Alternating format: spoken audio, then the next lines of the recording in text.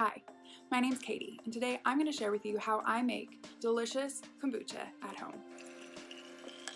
I started drinking kombucha in about 2014, and I would just have it occasionally as an alternative to soda when I wanted something that was flavorful with low calories, low sugar content.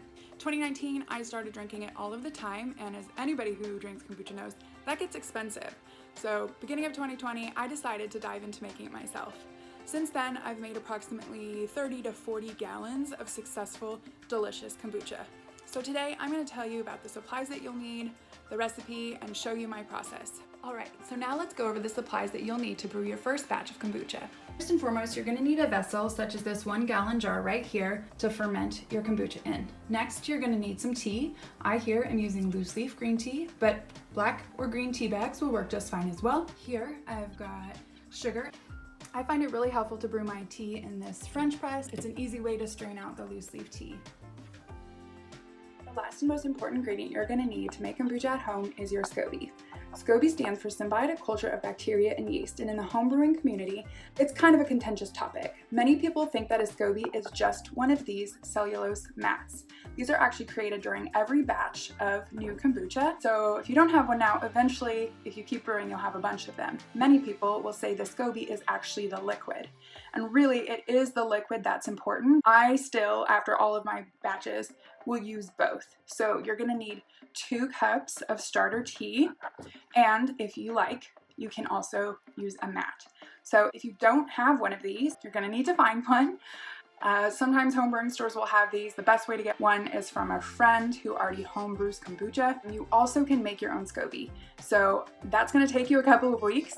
Go ahead and watch my video on how to make a SCOBY if that is something you're interested in. You can also go to a grocery store and find a bottle of original unflavored kombucha, such as this one right here, to use as your starter tea. This is not very strong compared to the liquid that's in something like this, and so it's probably going to take longer to brew your batch, but it will work. Now, with very clean hands, I'm going to take a SCOBY and 2 cups of liquid out of my SCOBY hotel.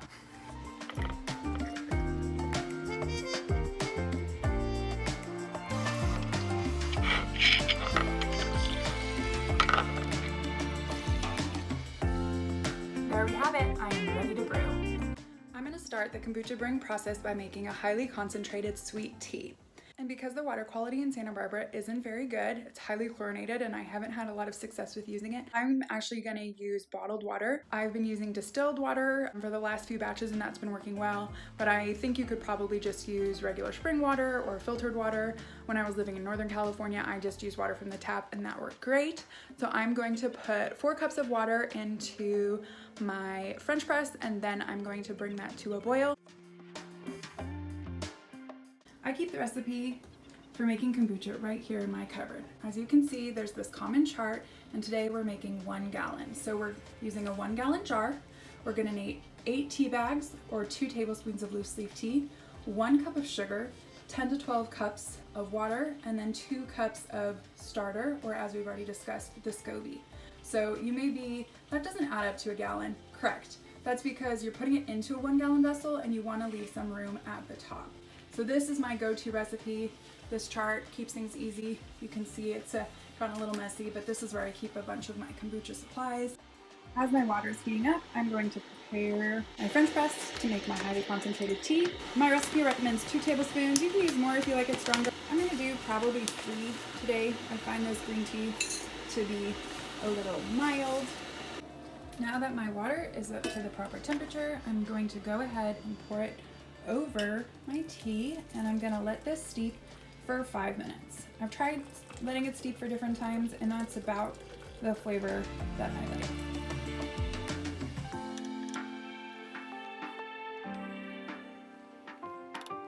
Now that it's been 5 minutes, I'm gonna go ahead and push the plunger down and add my green tea to the sugar in the vessel that I'm gonna be fermenting in.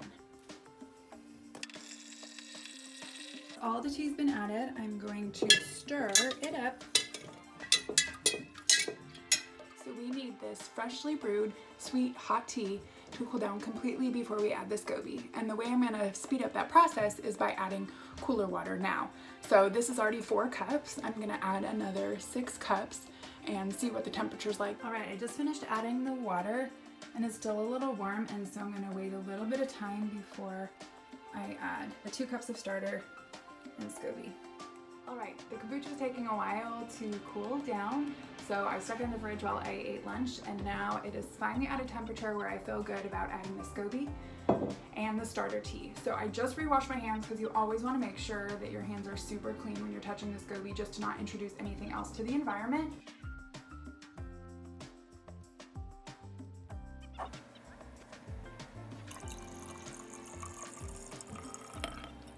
Finally cover it up and let it sit. So you may be wondering, how do you know when your kombucha is done? And this really depends on a number of factors. How strong was the starter tea that you used? What's the temperature of the place that you're storing it? The best way to know is to honestly just start taste testing it after, I would say, 5 or so days.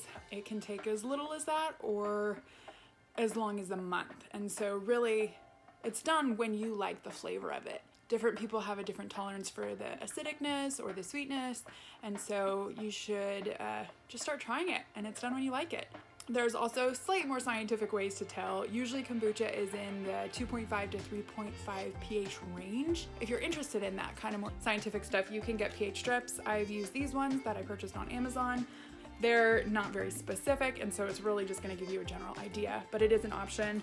You also could use a pH meter such as this. These are a little bit more expensive, but they are more specific, and they will narrow down a more specific value. So really, like I said, the best way to know when your kombucha is done is to taste it. I usually will just stick a straw into the kombucha below the SCOBY, pull a little bit out, put that in a cup and taste it like that. Sometimes it takes a couple straws, but just test it and see when you like it. If you want to flavor it or carbonate it, that's a whole nother step. So what we just completed was called the first fermentation, and there's a whole second fermentation and even third fermentation process, which helps you to flavor. I'm not going to get into that in this video today, but you can check out my other video on how to flavor and carbonate your kombucha. Before I close, there are a few other things I'd like to mention. One of the big things that people are concerned about when they're starting their homebrewing journey is mold. And if you join Facebook groups about kombucha brewing, which is a great source of information, or just are looking up stuff on kombucha brewing, often a concern is this mold? And to be honest, SCOBYs, sometimes when they are forming, can look like mold, and sometimes they might be mold. However, kombucha is usually such an acidic liquid that it's pretty hard for molds to successfully grow there.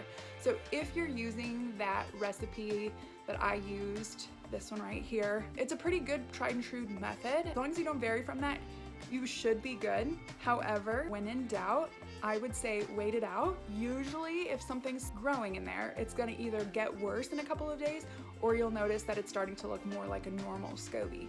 If you're still not sure after you wait it out a couple of days, I say it's better to be safe than sorry. Toss that batch, start over. Luckily, kombucha's not very expensive, and so it's not that big of a deal to have to toss a batch. I have never had any mold issues in all of the batches I've brewed, so I don't think that that's a major concern. So my last tip for this video is to just start. I spent so much time scouring the internet, reading books, reading Facebook posts before I was willing to actually start making kombucha, and I think you learn so much by doing. Don't let scary things that you read stop you from starting. It's not that hard, and it's quite fun, and it's cheap, so what have you got to lose? Give it a try, have fun, enjoy the process. Hopefully you'll be enjoying homebrewed kombucha in no time. I hope you enjoyed this tutorial. I'd love it if you could like it and subscribe and check out my other videos on the kombucha brewing process.